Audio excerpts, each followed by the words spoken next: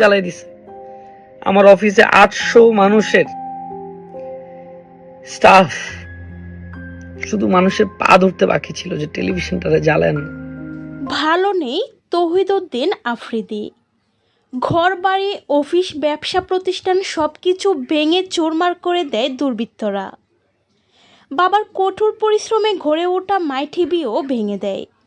লাইভে এসে কেঁদে কেঁদে এভাবেই সব কিছুর কথা জানান আফ্রিদি। আসার পর বারবার আমি আপনাদেরকে ইশারা ইঙ্গিত দিয়ে বুঝাইছি যে দেখেন, একটা মানুষ যখন একটা স্ট্যাটাস দেয় সে ডিলিট করে কখন। তিনি বলেন, আমার বাবা সবসময় মানুষদের ভালো চাইতো। আমার মনে হয় এই ভাঙচুর কোনো ছাত্ররা করেনি।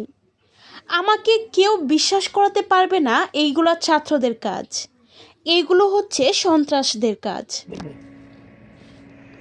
আমার সবকিছু ধ্বংস করে দিল।